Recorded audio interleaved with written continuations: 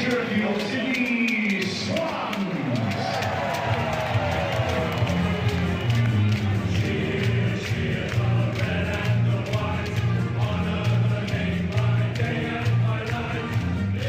Welcome back to A Bevy of Bloods, a fan podcast of the Sydney Swans Football Club. So to all you loyal Swans out there, you just can't get enough of the red and the white. Fluff up your tail feathers and settle in for a potentially biased yarn about all things to do with our beloved Bloods.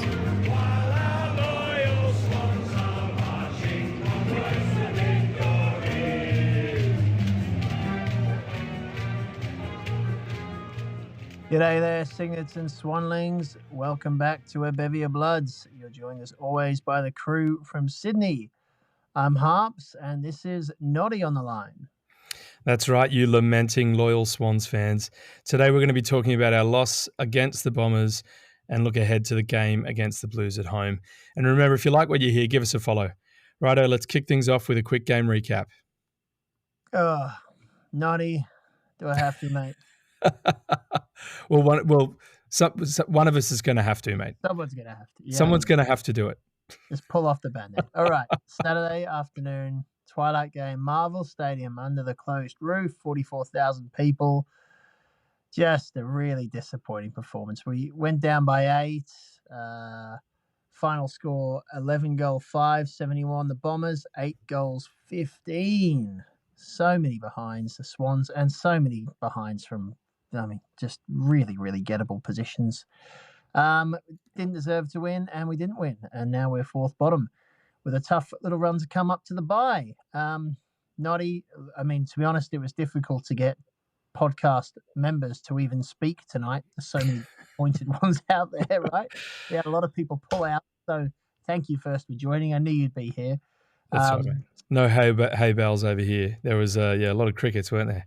That's right. No, it's all good. We're understandable. It's tough. It's not easy. It's disappointing. Very. Yeah. Anyway, we'll get into our disappointment. We need to lay it bare and look at it, and then move on. That's right. We start with 3 words, but I can see again from our run sheet you've got about 15. So yeah, I got a couple. Take us to the top. This is I'm taking a leaf out of the Swannies books and being a little bit indecisive and inconsistent. So, simple one off the top. Too many behinds. That's you already said it, so it's pretty obvious. Bad kicking is bad footy. You can't expect to stay competitive if you're not gonna. If you're putting that many behinds up. So that's one off the top. Here's one for the pundits, and this is going to be a bit of a talking point. Or maybe it doesn't need to be because, there's 2 ways of looking at things always, or various ways. Here it is, 7 inside 50s. So that's one. 2, we'll dig into it. I don't know when we're going to do it, but either way you look at it, it's just the ill-disciplined. You've just got to be better, basically. And lastly, up and down. And I'm talking about just from last week to this week. Yeah. Right? How elated were we after the GWS win? I guess we were mostly thinking we weren't going to get that one. And then we were conversely thinking we were going to get this one. And so it sort of flipped the script. But yeah, it doesn't feel any better. From jubilation to dejection. Up and down, totally inconsistent. Up and down like the proverbial fiddler's elbow, Noddy. Fiddler's elbow. I thought you were going to say fiddler's yo-yo, but yeah, I think the elbow is the classical version of that. Footy cliches, mate. Game of 2 halves. I tell you what. And I've already rolled off bad kicking, bad footy. But how about you, mate? What did you see? I went with very, very disappointing. Just so disappointed. I listened to the first half on the radio, and I knew it was bad. I couldn't see it, but I watched the replay, and it confirmed what I knew already. But I knew it was bad because in what must have been an hour of listening on the radio, I honestly only heard Swans players' names like 10 times in an hour, and of those 10 times, it was mainly Blakey and Heaney that I heard. I don't remember Grundy actually a bit as well in that first half, but I could feel how bad it was. And it wasn't clairvoyance, right? We conceded 9 goals again up to the half against, I think we're at 2, pretty sure we're at 2 goals 2 or something at halftime, 14 points, maybe a third. 2-4, yeah. Yeah, it was, right. I mean, it's just not good enough. I mean, we've said it so many times, and yeah, the disappointment comes from the ups and the downs, right? I've said this before. I can take being beaten. I can take winning and playing well. I can take winning and playing poorly. I can take losing and playing well. But when 70-80% of the team is that far off their game, it just baffles me how a professional outfit can play so poorly. Yeah, I think we actually made the Bombers look really good. And look, to their credit, they did play well, but we had a big hand in that, and especially in the first half. They were running, they were chasing, the ball was in motion. They looked good. And they were certainly helped by those 3 first half inside 50s. So, because, even though it was only, we were trailing by 12 after quarter time, 19-7. It was really the second quarter where they kicked the six goals straight to our 1-3. That's a disappointing one. I mean, we see it time and time again. When you get 6 or even 5, when you get 5 on the trot against you, it makes things so hard to come back from that. Yeah. And obviously the Gold Coast Suns a couple of weeks ago, that was 12 on the trot. So, this is halfway there. And so it was in the light of Monday, and obviously in the aftermath of the game, it was just complete and utter dejection. But in the light of Monday, we gave ourselves half a chance. And I think Coxie called that out. We put ourselves in a position to actually come back and win it, but just didn't really execute. And that's so disappointing, because not only are you there left dealing with the first half performance, but the second half takeaway is, well, we could have won and no one really stood up. And so you're just kind of left with a double whammy of disappointment. Yeah. But look, I don't know, mate. Look, I guess we try to be positive, and it is hard because it's tricky, because I think as a footy club, certainly, since we've gotten going towards end of 90s and early 2000s, we've just been so consistent in our effort and display and our success. Yep. And so, like you're saying, you can take being beaten, but there's ways you think of. And look, history's going to show that we lost by 8. So if you don't read into it, you go, oh, the Swans just lost. Close game. Yeah. Unfortunate. Oh, couple of injuries out, close game. But this is also a team that has basically only just beaten the 17th and 18th team in the comp. They have had they've had their injury troubles as well, but we made a team that is not that good, even though they're sort of in the mix as well, look very good. And that's what kind of frightens me, that the mix of players at the moment, just their inconsistency, and we've spoken about this a lot over the last couple of weeks, but the senior leaders and the not even the emerging leaders, the leaders, the middle tier leaders, let's call them, they're just unfortunately not doing enough. Yeah. And it's not as though we can send rockets by bringing other players up, because we're just so depleted. But anyway, this is part of it. We're a little bit spoilt from our success in our history, our recent history, and we're dealing with an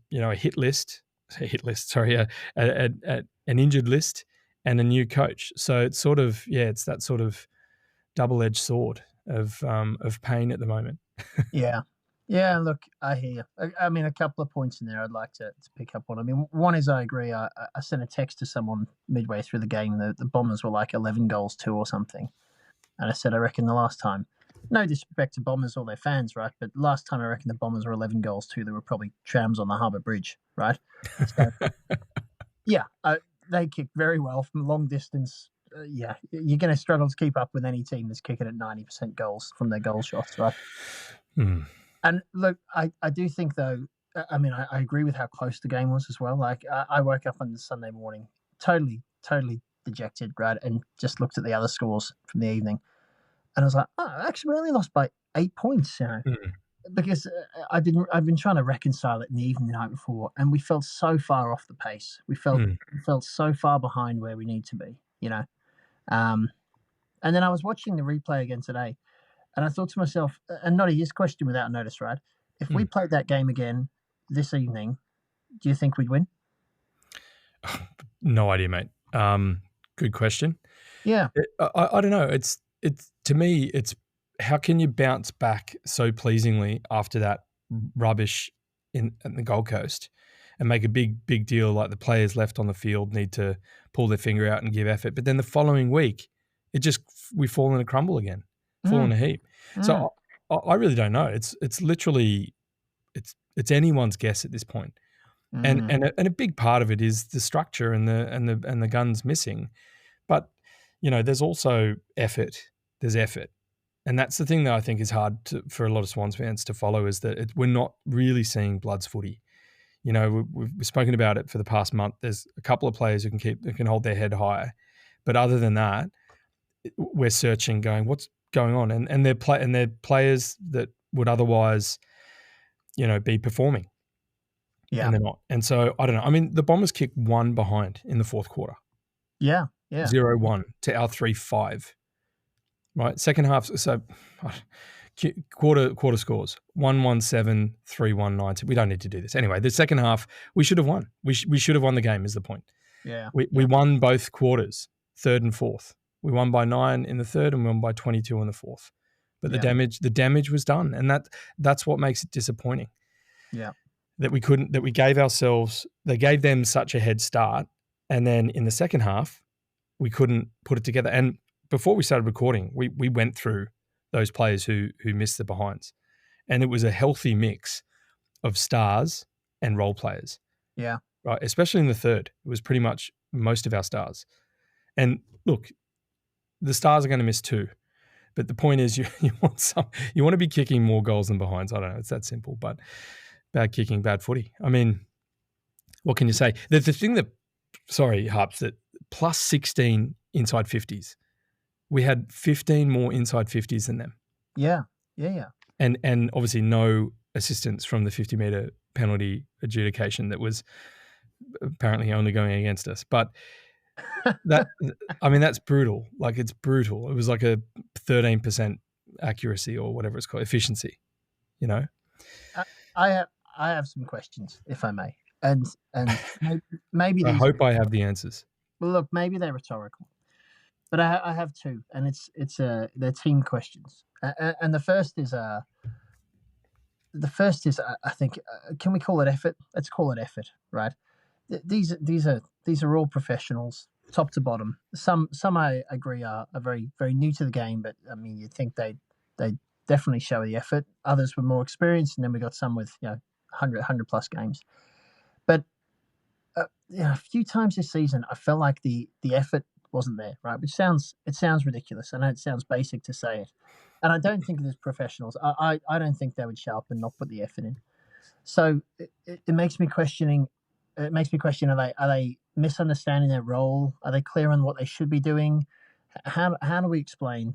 Sorry, this is my question. As I said, maybe it's rhetorical, Noddy. But how do we explain the lack of cohesion in a bunch of professionals that consistently this season they turn up for quarters and are just not on the pitch, right? They're not even close to the ball. It looks like they're 5 meters off it. I don't understand how a group capable of putting in the performances we've seen and we've enjoyed is also capable of having these just anonymous half hours, 45 minutes, which are losing us games. Yeah. It's a good question. Rhetorical. It's a good rhetorical. Was your question in the beginning? It might be a rhetorical question. Was that rhetorical? No, I'm kidding. I'm going. But Jen Liu put her 2 cents forth, and I thought it was just a good summary, kind of I think how a lot of Swans fans are feeling. Obviously, acknowledge the injuries, but to go from minor premiers to where we are now is just so confusing. Because the core, I think, effectively is the same, right? Yeah. The tackle pressure is just not there. And I think that, you can hear the commentators throughout the game saying, the AFL average is about 180 or whatever in that bloody thing they do. And we were like 140, 150 for long periods. So that's the first one, tackle pressure. That's effort. right? That's communication and effort. Well, effort. Pressure is just effort. Other than that, Jen thinks we need to lower our eyes more. Like entries compared to the Giants, our entries were lovely. Horrible. Against the Giants, they were lovely. Against the Bombers, they were almost non-existent. We went back to that long bombing, the high bombs into the forward line, and it's not as if anyone could take a contested mark again. We just went back to that mode. And I don't know. It was just frustrating as she summarizes, and I fully agree. It's one of these things that is just utterly perplexing because I don't know. I think you really have to be within to know what's going on. Yeah. But I think my mind goes back to last year when we were losing first quarters, and every post-match conference was like, what's going on in the first quarter? And Horse was like, I just don't know. And it was like laughable at a point. He's like, I just don't know. And so I'm wondering if, hopefully we don't make this any more of a trend than it is. But it's that point. It's like, I don't know. I mean, there's a couple of types of fans, right? There's those who see the coach as failing through strategy and not, getting the players to do what he's telling them to do. And then there's those who see the players just not doing it because the coach can't do it because he's not on the field. So we're somewhere between there, right? Because at the moment there's a lack of cohesion. Sorry, it's a week-to-week thing, right? Last week, brilliant effort. Everyone played well. We had no bad word to say about anyone. And this week, we're back to where we were the week before that against the Suns. And so, look, I really don't know. I don't know. We weren't that far off them in terms of disposal efficiency. I mean, 71% to 78%. That's probably a bit of a margin you don't want. It's the goal efficiency, obviously, 24% to 13%. We only lost contested clearances. Center clearances is probably the big one, 10-5, Essendon's way. We won the contested footy, which just baffles me, plus 22. We lost uncontested 110 with a margin of a differential of 110. That's pretty big. So they just owned it and moved it and scored. And we were minus 14 in tackles. So that's it. That's the big one.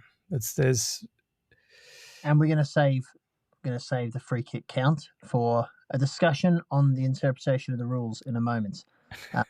But something you said there, Noddy, I mean, you're right. They were capable of this performance last year, and I didn't blame Horse, right? I blame the players when they happened. Yeah.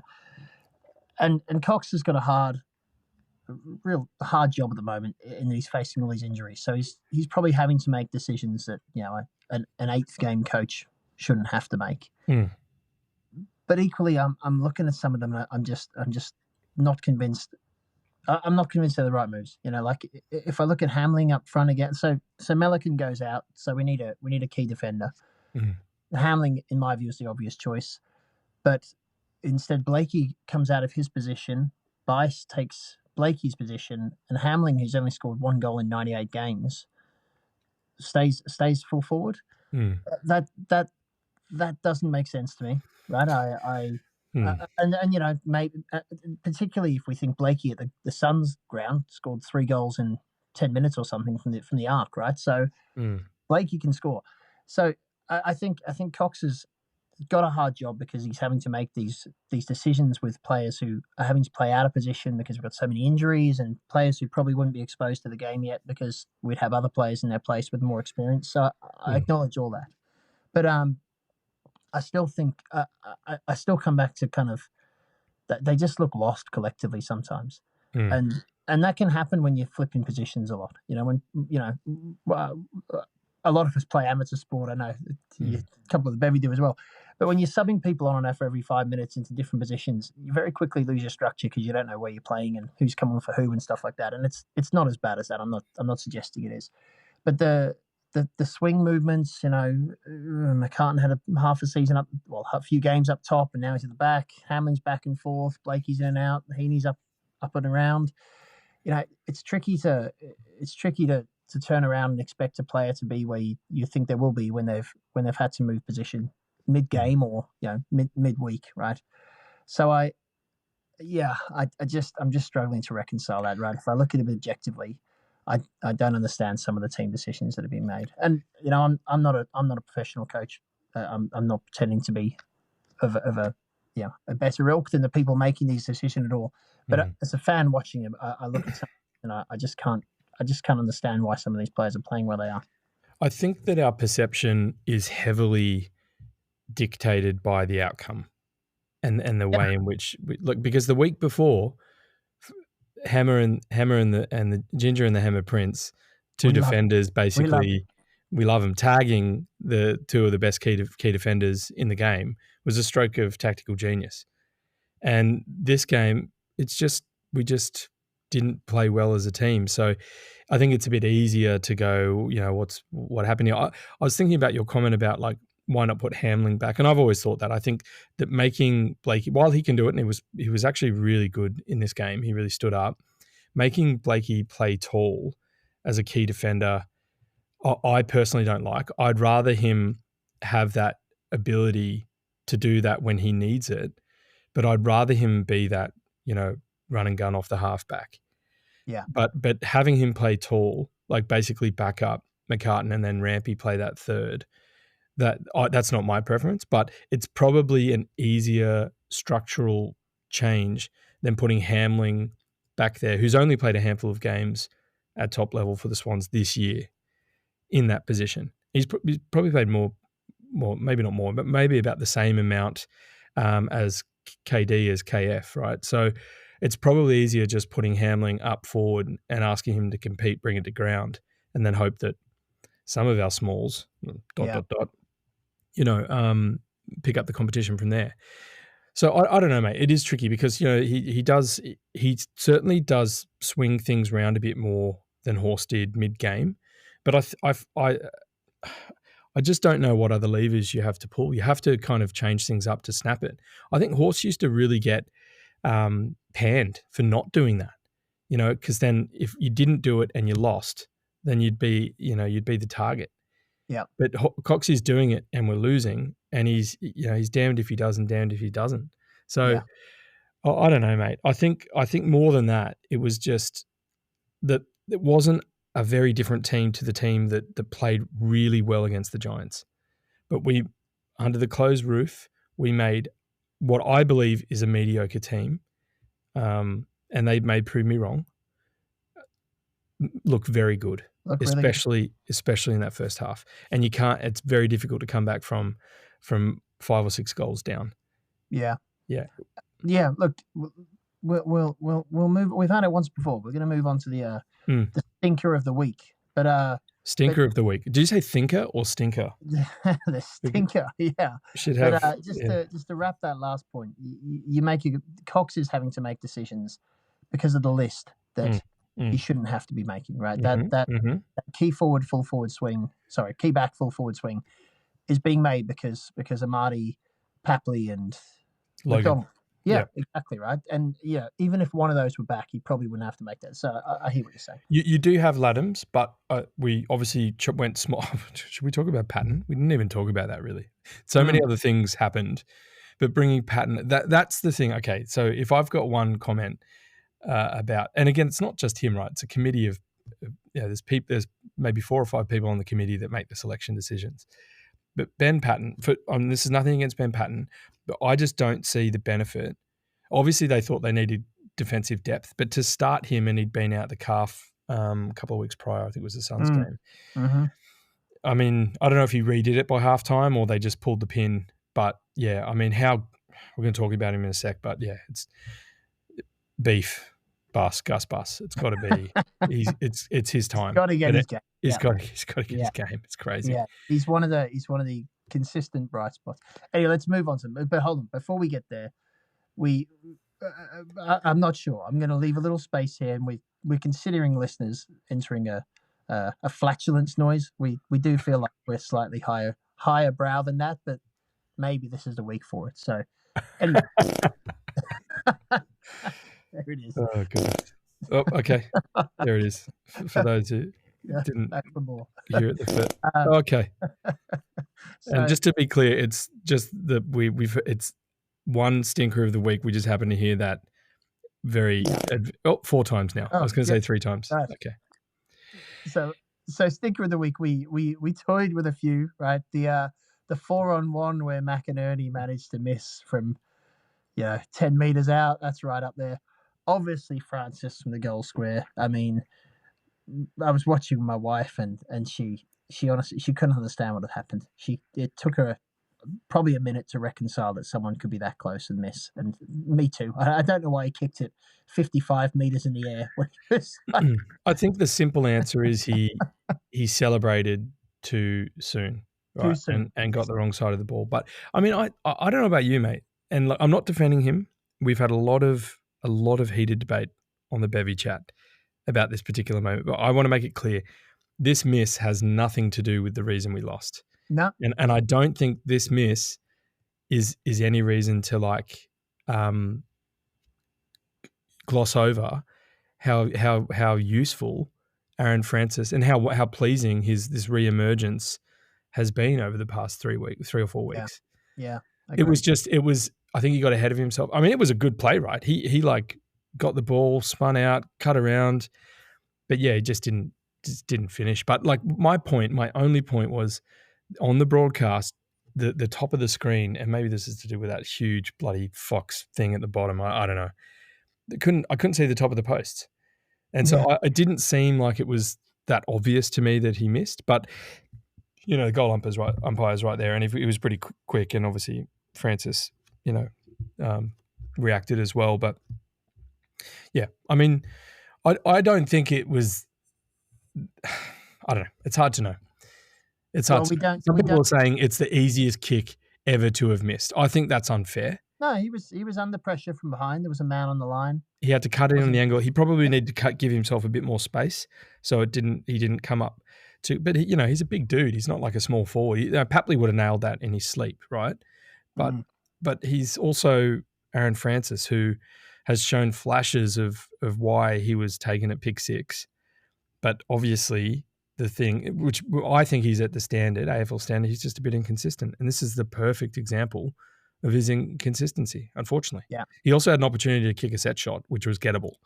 That to me is a bit more disappointing than the open general play kick on the angle under pressure. But couldn't agree more, right? And that's why he didn't get stinker of the week. Well, and I agree. We've loved his work elsewhere, and look, plenty of other people had chances to score goals, which would have made the difference. I'm not saying it wasn't a stinker, but I think it needs to be, if we're gonna do this. It's not stinker. Well, I don't know. I think if you're going to do it the week before, like Juzzy missing how he did, that was, if we're going to do it, we need to be consistent with this segment if we're going to do it. I know you like it. Well, let's talk about consistency, because stinker of the week goes to the stand on the mark rule. Okay, fair play. Yeah, good work. Noddy, firstly, someone made a point on last week's podcast that we were talking about a point which we were assuming listeners knew A, what we're talking about, and B, what the rules were. So, Noddy, firstly, can you just give the uneducated amongst us, including myself, just a brief rundown of what the rule is and how we kept falling foul of it, could you? So the stand on the mark rule was brought in to, I guess, allow teams to be more offensive, like to play on a bit, to free up the game a bit more.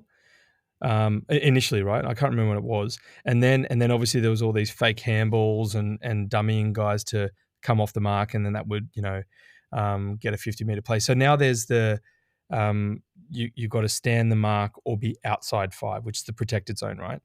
Yeah. And so you can't be one. You have to be one or the other, and it has to be clear. And that's my understanding. There's probably more to it than that, because there's, the AFL have this wonderful habit of just really confusing things when they don't have to.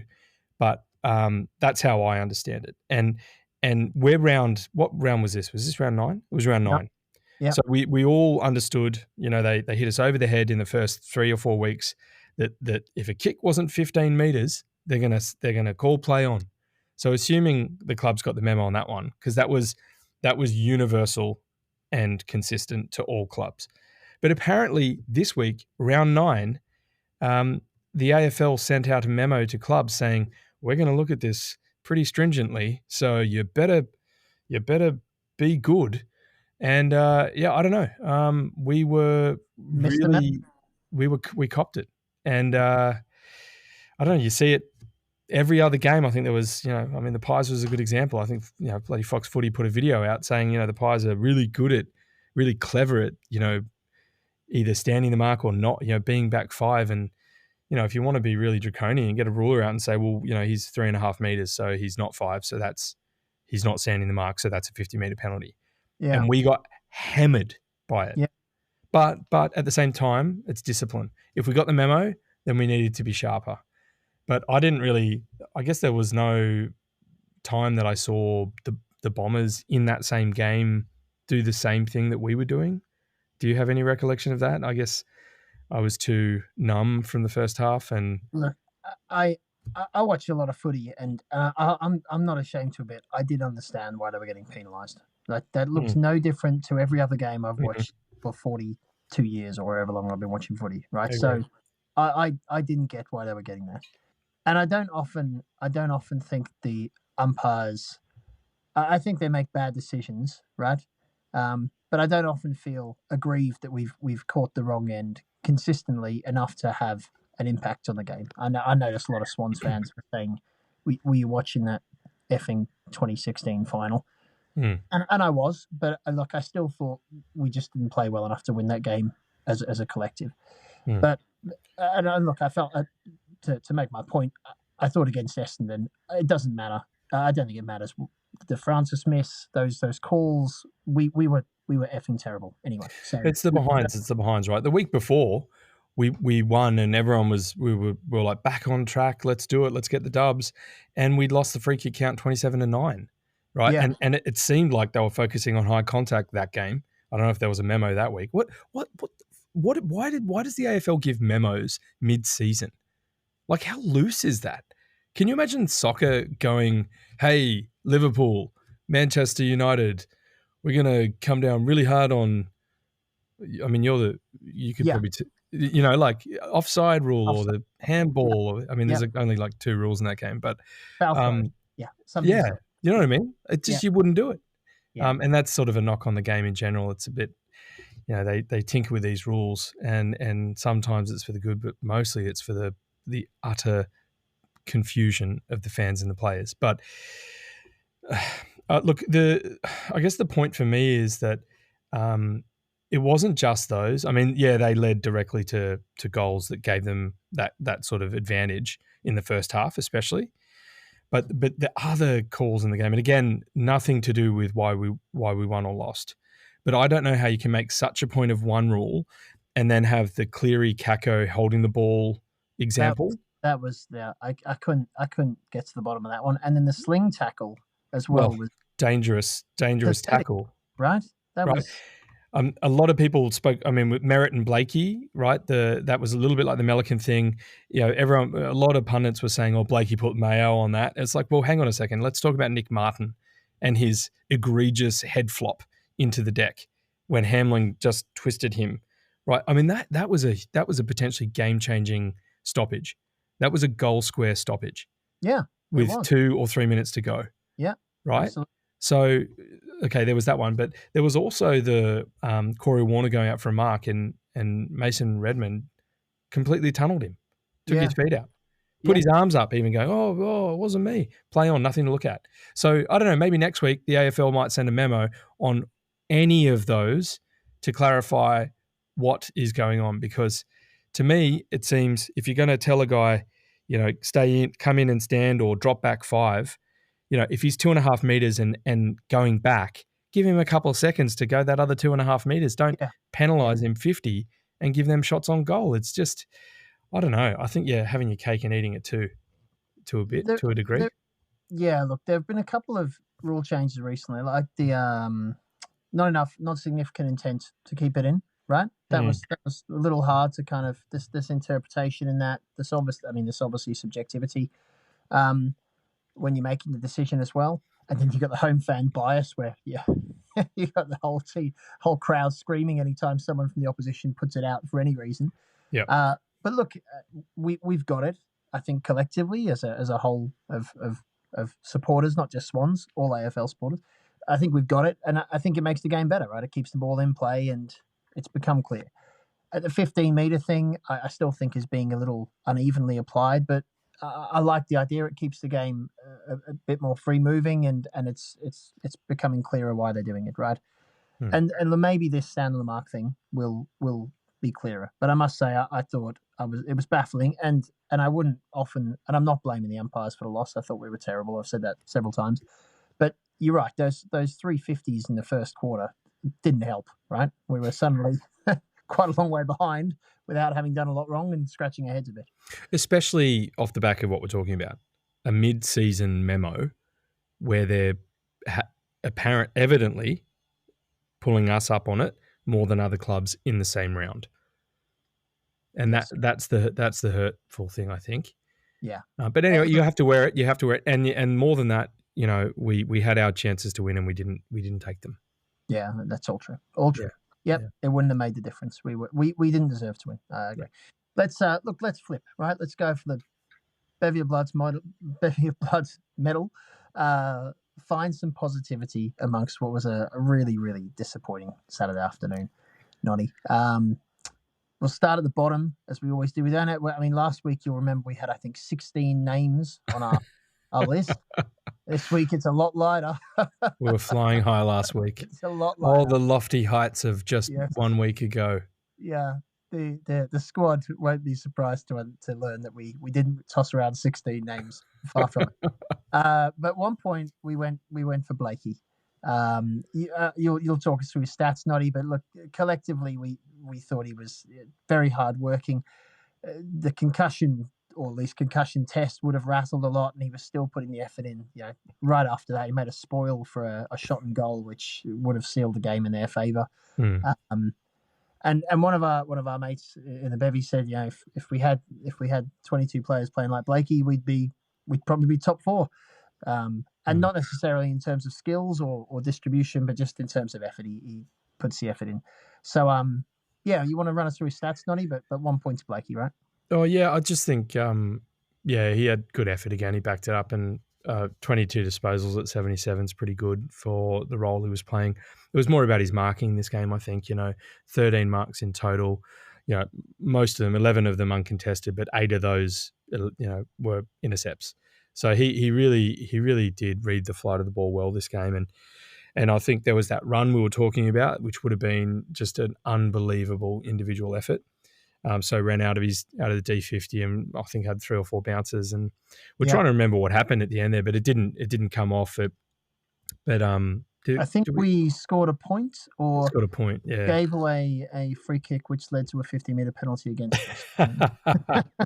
Well, 33% of our free kicks ended that way. So, it's a safe bet. Well, relatively safe bet. Yeah, mate. Look, I just think he gave it his all, didn't he? I don't think he put Mayo on that. He got whacked to the head. Come on. Yeah. And to say Merritt had eyes on the ball, he did compared to Melican, sure. But, if he had been concussed and he went and got checked, and I'm assuming he's okay, we're recording on Monday, we find out injuries tomorrow. I think they've already ruled that nothing will happen to Merritt. But it's just interesting, isn't it? The similarities from week to week, the similarities. Obviously, it really just comes down to outcome. And that's crazy. It's just crazy to think that the action is the same, but just because Lewis Melican is taller, heavier, Bedford smaller, the other way around, like the flip side, that there's less impact. And how fortunate for Merritt that the same injury didn't occur in like a very similar action. Yeah. I mean, so we're not punishing the action, we're only punishing the outcome. Yeah, so, I completely agree. Yeah. 2 points. Chad Warner played well, we thought. One of his better games this season. I think he was up and around, distributing well, getting through the middle as much as he could. What do you think of Chad, Noddy? Yeah, I just think like he backed it up after winning the Brett Kirk medal the week before. He in a eerily similar kind of stat line. I think he was like 79% last week, around similar disposals, mid-20s. He was 25 at 72 in this game, but a lot of contested, so 17 contested possessions. So, and he's backed up that contest work with really good two-way running. He had 21 pressure acts, and of course pressure acts don't only happen in the D half, but it just shows that he was accountable. Unfortunately, he did only kick the 2 behinds, and he's one of those guys that contributed to the behinds in the second half. In the third quarter, I think it was him, Grundy, and Heaney, and there was like maybe Francis with those couple there. But yeah, look, he just had another consistent game. He was on the end of a 50, or maybe I think he only had that one, but I think he backed it up in another mature game. Yeah. But it obviously, just wasn't enough. You could see he was getting frustrated, I think, with his own performances at times. But I don't know. I think he did well. He did. So we'll go to the top of the tree. 3 points. Can we have a drum roll, please? Very good. Very good. Grundy, a name that came up numerous times in our chat during the game and afterwards, collectively felt that he did more than ruck. I mean, I thought he rucked very well, but he was putting himself around the handball chains. He was running forwards, kicked a lovely goal first quarter. Second goal? Yeah, second goal in the match, right? Hayden kicked the first one. You can't fault the effort, and Grundy's had a good year all year, to be fair. We needed leaders, and he not only tried to lead from the ruck work, but get into amongst the ball and get into the disposals as well. So, solid Grundy, and a pretty unanimous decision, actually, from our group as well in the bevy when we talked about it afterwards, Noddy. Yeah, it's just unfortunate that our ruck had to sort of do that. You know what I mean? Like, it's great that if he complements the midfield unit, because he has that ability, but he was sort of the main spark, wasn't he? 23 disposals, 14 contested, 7 stoppage clearances, 5 tackles, 1 goal, 1. That's sort of almost a midfielder stat line. So, he was a big reason for us staying in it. But you want him to be able to just sort of focus on his game and not have to, us rely on him sort of effectively being that sort of impetus for change. But that said, like we've said, like Chad had a good game, and we're going to touch on a few other, at least one other major mid. But it was just, I think he can hold his head high. Because as you said, he's had a pretty consistent year to date. He has, I think, some of his skills, some of his handballing has been a bit wayward at times, but certainly in the past 2-3 weeks, it looks like it's coming back on track. And I feel like that's linked to confidence, which is linked to tackle pressure. And so if we're putting the right amount of pressure on and getting in the opposition's head, then we've got a couple of maybe another half a second on the ball, and that's the difference between, giving off a handball that that has you running into space or one that you potentially lose. So I don't know. It's it was good to see him have a crack. Obviously Goldstein is he's supremely experienced as well, and I think he had I'm not sure who won the hit outs in the end. I think maybe Goldie did, but I think around the ground, Grundy had him for sure. Obviously Essendon, their 2 starting rucks, Sam Draper and Nick Bryan, both done ACLs for the year, so they're out. But I think Grundy, should be proud of his effort. I think he had a very good game. Did you see him crumbing the pack at one point as well? How does a 2 meter giant hang off like the that back and I don't know. The scraps, eh? It must be all the yoga or the early morning Pilates or something down on the beach. But look, that said, Essendon had 6 players with more disposals than our top 3, and our top 3 were Robbo on 26, Chad on 25, and Grundy on 23. So it just showed you they owned the ball, and it was that uncontested. What was it? Minus 110. Yeah, it's a lot. Uncontested. So they just, and look, I don't know. I didn't do the breakdown as to where they came, first, second, third, fourth, but just in total, that's too much to be giving up. And crazy that we won the contested possessions, because normally it's usually both of them. They go hand in hand, but not always, obviously. But I think that was it, mate. Well, look, to your point, we did more than enough to win the second half, right? Yeah. And a lot of the contest came in the second half. we had more than enough of the ball to get over the line. We got some honourable mentions. I might not just ask you. Let's just again think about the positives in the future. Just for the listeners, we have Heaney, of course, in there. Heaney had a good game. Very solid. McCartan equally good at the back. Nice to have him back there. He, again, solid game, solid enough. But a couple of names you wanted to call out. Wicks is putting to have a good season. Campbell, obviously full of talent, and one of your favourites, Sheldrick. Noddy, do you want to just three players with probably sub 50, if I'm guessing? Wicks might be over 50 games by now, but some younger players there just coming through. You want to talk about those three? Yeah, I think Campbell might be. Is he just north of that? He might. Roundabouts. Yeah, but Gus certainly around the 15 games or so. But I mean, it's pretty. I think it's pretty clear. Like he needs to play a game right. I mean, I've been saying this for a month. Well, he's been sub. Was this his 6th time as sub? Yeah. And no, he didn't.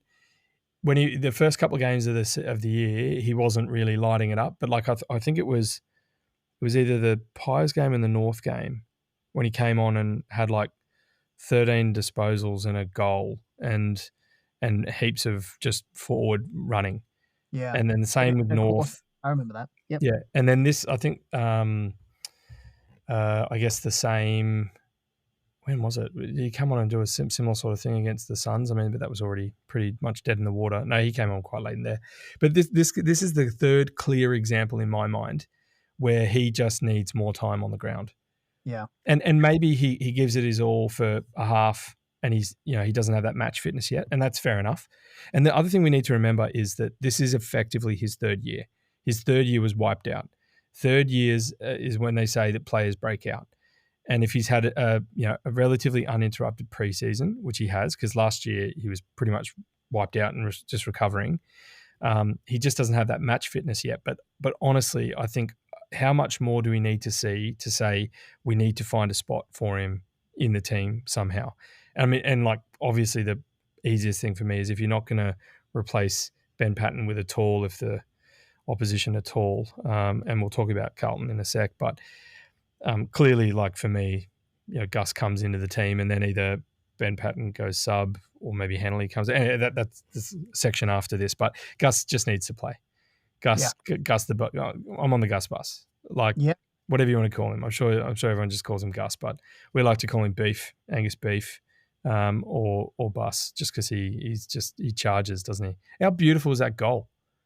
I mean, he's kicked some lovely goals. And for the listeners out there, Noddy, I believe you extrapolated his fourth quarter stats a few weeks ago out to a full game, and he was on kind of world record pace, wasn't he? Oh, mate, I got into a heated debate with a Swans fan online saying you can't do that. Of course you can't, but you can look at the trend and say if he had any more time than what he was given, he would be producing more stats than he is. Right. And so I did take I made a few assumptions, but I mean, the point is if he plays more, my first point is he's not as bad as his recent VFL performances would dictate, which haven't been great, admittedly, but our VFL team is just, unfortunately, it's a proper VFL team because half of our AFL team's wiped out. And that's nothing against the top up guys that are giving it their all. But Gus is one of a handful of AFL listed, like primary list players that are primarily juniors, that is trying to, basically carry a team of, not amateurs because they're, some of them come through the pathways, but it's a difficult situation. I made the point that he's the type of player that plays up, and I think there are lots of players who do that. They need to have better and here's a good example. Henley was playing the VFL this weekend. I mean, we got smashed by the Bombers in the VFL, but Henley didn't really do half of what we've seen him do at AFL level, right? Because he's probably got too much pressure on himself to, carry the team. But when he's got time and space and other really good players around him, that's when you start to see the merit of these players or the future potential. And you can put, Cleary, Henley, Sheldrick, and maybe to a slightly lesser extent, because I think Corey's really sort of established himself this year, but you can probably put him there as well, just for the sake of the argument. But yeah, it's Gus is. I will be absolutely baffled if he doesn't come in, and I've been Well, that for the past 3 weeks. Look, having served that up, I think there's got to be changes. I agree, and I'd like to see him play more. The same. I think he's earned a bigger chance. And your point is a good one. Maybe he starts and then comes off for the sub or something. But Yeah. I think there's enough spaces to get him in. Campbell. I mean, we love Campbell on this podcast. He had a good game again. Always working hard. Love his tackling pressure. Kicked a goal again. Good game from Campbell. But maybe we spend a bit of time on Wicks. He's not a player we talk about a lot, Noddy. And he had a bit of a up and down season last season. There was a bit of a off field incident you'll remember for a couple of weeks that dragged on. But had a great game this week. Good game this week, and he was tagging well last week as well. He's really starting to put together some form. Oh, I mean, I don't know. A lot was said of the Tom McCartan move to forward in the beginning of the year, but at the same time, Wicks was moved back, and it was largely done because they knew Logan and Amati or even McLean had slow starts to the year, but at the same time, Cunningham and Fox are in that same boat, so they kind of needed to find someone who was aggressive defensively or accountable defensively. But I think what Wicks brings is like a real, really good balance, because he knows when to just sort of hunt and nullify, but he also knows when to run and gun, and he's got really good decision making. And I don't know, like again, you just see the fans comment, "No, got to get rid of him. He's useless, can't kick." But it just goes to show, you make a few changes, and it's a pretty big move, But he's really thriving, and I think he had a fantastic game last week, and I think he probably backed it up. It's the flip side of last week, right? It's hard to be positive about people, about the players in a game like this, in a loss like this. But I think he did well. Agreed. So he has been doing well. It's a great year for him. Had a good So season. he really deserves to get a larger extension, and I love seeing that because as a Sydney local, Manly, I think that's great. Keep these local guys on the list, because then we have to deal less with the go home factor that just kills you. Yeah. So let's look ahead, dare we? We're coming up against the Carlton team that we know they can win and lose. They've had some good wins this year. They put 2 back to back now, and they beat Geelong. That was a good win, and they played well, I thought, against the Saints on Friday night. Some very good players. Curnow, Cripps come to mind. Ex-Swans, Hewitt, knocking around, doing a good job. What do we think? I think there's got to be, I'd say there's got to be changes after that, right? We said there's got to be changes going into the GWS game, and I can't recall if there were any, if many. Where do we go, Noddy? I'm not sure. That's a bigger question. I'm just going to run through some numbers on Carlton. So they're 10th on 4 wins and 5 losses, and the wins have come against West Coast by 71, North by 82, so they flogged them. The Bombers, remember, won by 2 and 3 respectively. They had those good wins against Geelong and Saints by 18 and 15, so good call out. But the losses have been Richmond in opening round 1, by 13, Hawks by 20, same as us, Bulldogs by 8, Collingwood by 17, and then Adelaide by 60. So had some pretty close losses other than the Adelaide game, and some big wins against low-ranked teams, but some solid wins against top 8 and teams that are a team that's thereabouts. So it's hard to know where they're at, really. I think they're playing better than us and probably more consistently.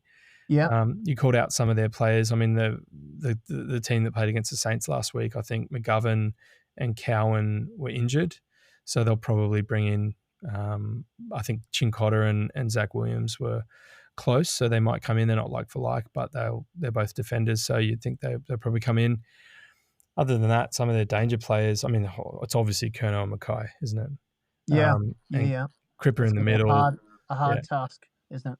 Tom de Koenig, TDK against Grundy is going to be interesting.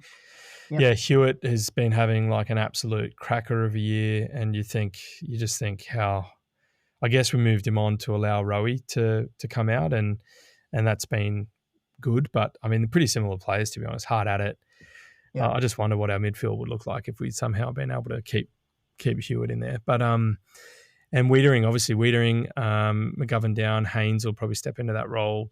Ex-Giant, he's having a great year there, and Sard off the halfback. So I don't know, very difficult, I think. But if we can play like we played against the Giants at home, not so much like how we played against the Bombers, it's a real opportunity. And if we take stock, right?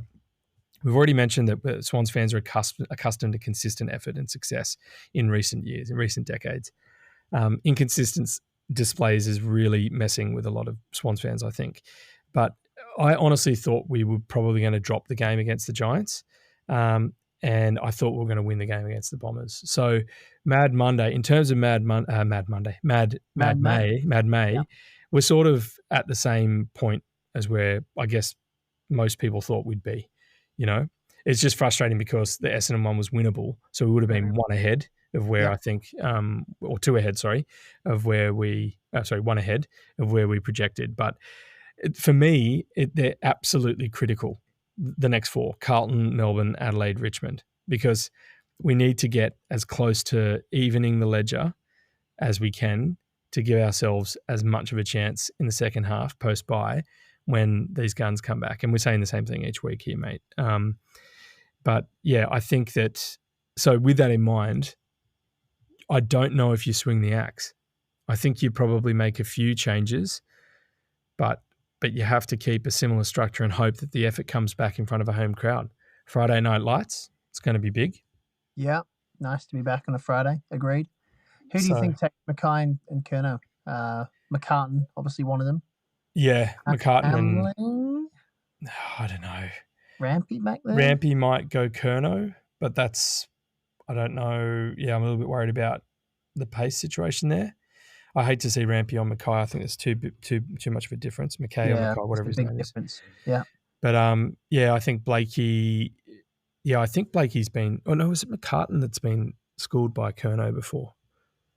Anyway, there's all sorts of historical research and preparation you can do before you start recording a podcast. But it's also fun just to wing it on a hope and a prayer. But look, I think it's going to be tough. But I don't see it like if we drop this one, mate. We are then, what are we? We are 3-7, and it becomes very, very difficult. Things become very, very difficult. So it's just a must win. I don't really care how we do it or who is in, but we just need an effort and endeavour and Bloods footy, really. Yeah. I think a lot of people have stopped thinking about the finals. I haven't myself, but I think we need to start thinking with, can we put it together for 4 quarters? Because hobbling into the finals, on a good and a bad week, we're just going to get pumped by someone. So, well, that's not my point, I agree. And the other way to look at it is, flags aren't won in April or May, but you have to give yourself a chance come June, July, August, right? So if it, we could go on a tear. You never know. And look, I think if, most of us stick fat, there's that footy cliche or footy term, stick fat, faithful. You just got to hope that we're going to put it together. Because it's the same, as Jen said, it's the same list that was minor premier and, got flogged in the grand final. Yeah. Very similar, right? We lost, obviously, Luke Parker, and that's a huge out. I think we say that almost every week. But in terms of experience and funnily enough, just run through the middle, that we're missing every other week. But, I think in terms of who might come in for us, Taylor Adams had his first game in the VFL, but I think that was just get minutes under his belt, his first hit out since his hemi initial and then complication, or setback rather. So I don't know if he'd be ready to come in. And then it's those other players like that have been there but came out, like Laddams, if we decide to go tall, and then Hanley. So, if depending on what Patton and mix up between Patton and Sheldrick and all these guys, like Melican out is massive. Like he is that's such an issue to our structure because he's just really at that point in his career where he's like calm, steady, has really come out, I think, as matured. Yeah, totally. So the 3 weeks is pretty brutal right in this point of time where it's just critical to win. So yeah, I'm not writing us off. I think I'm still optimistic that we'll make the 8 because this is a remarkably similar season to our 2023. The major difference is that the coach was the same. Sorry, between 22 and 24, right? That season in between 23 I'm talking about. We had all those injuries, but the coach was the same. So I think that does play a factor. When you have all those injuries and the coach is different and some of the coaching methods and tactics are different, I think that does play a factor. I'm not saying it's the reason, but I do think it's an influencing factor. But I just think that I think that we'll come home and obviously we got into the finals in 23 and then we lost to Carlton by a goal in the qualifying or whatever it was. So, you don't want to make finals just to make finals, but some people in Sydney will tell you that's half of the reason they continue to operate in the New South Wales market. But yeah, I don't know. You just want a good showing, right? We just want effort. We don't mind losing, right. But you got to lose in the right way. And look, Noddy, I enjoy watching great players in our game, sometimes regardless of who they play for. And the listeners will know Noddy has a red list of teams we can't talk about in supportive terms, and players amongst those teams that we also can't talk about. But I think Patrick Cripps actually is on your green list, Noddy. Well, we haven't been flogged by the Blues in a grand final in a while. But yeah, I mean, it's hard to hate Cripper, isn't it? Like he's a good bloke and he's a bloody good football player and he's loyal and yeah, I don't know. I mean, yeah, he's a huge player for them, right? He's a fantastic captain. He's a little bit like Bontempelli, right? Sort of different skill set, but that kind of vibe. Yeah. And so it's kind of difficult to hate those players, really. I mean, Merritt really is that for the Bombers, if we're being honest. Like he's a fantastic player.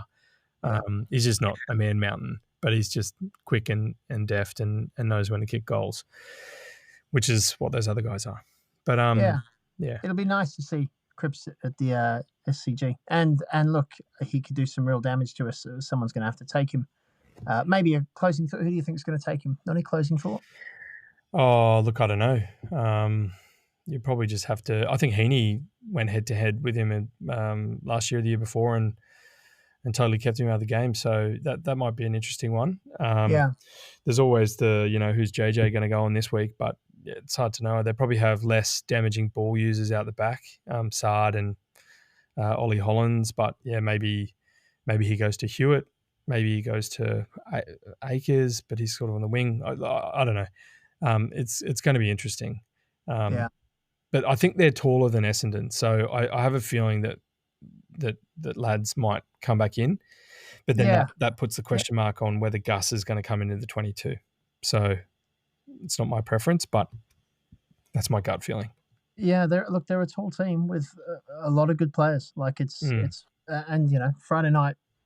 A lot of teams get up front on Friday night under the lights. It's going to be a tricky game. Game, and probably wet. Looking at the weather as well, running into it. Oh, really? Oh man, not going to be an easy one. Okay. Any final thoughts, Noddy?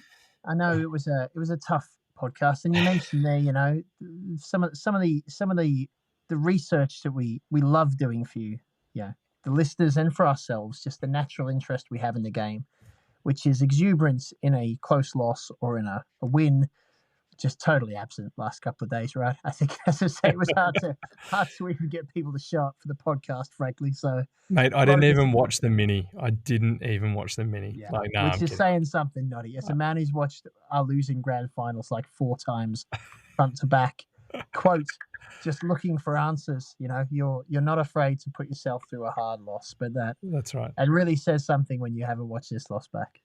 Oh, mate, it's the roller coaster. We're not used to the roller coaster. We're just used to good times, but that's okay. We're not going anywhere. We just got to dig in and find blood. Blood's footy again and have a crack. That's right. And if it means we see more of Gus, more of Campbell, more of Cleary, these are great players, right? It's nice to see these these younger players, Bice, right? Nice to see these players we probably wouldn't be seeing otherwise get a sustained run for us. So. That's right. That's the silver lining right now, right? We're getting games into these other guys so that when these other players do come back, then there's healthy internal competition, and then we have options. You have options. Yeah, that's right. That brings us to the end of the episode. Thank you for listening. If you made it this far.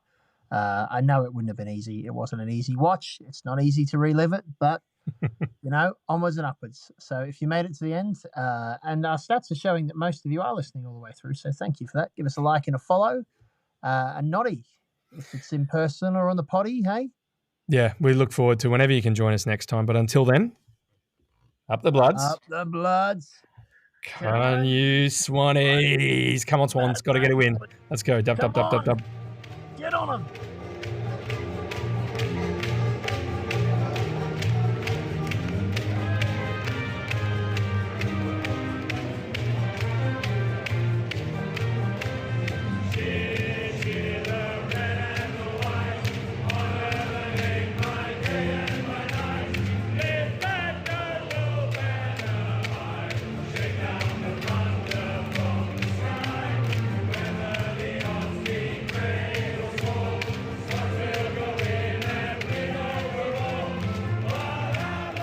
This podcast is an independent fan-run production and is in no way affiliated with the Sydney Swans Football Club, its players, or the AFL. The views and opinions expressed in this podcast are those of the hosts and guests and do not necessarily reflect those of the Sydney Swans or any official organisation. All commentary is intended for entertainment and discussion purposes only.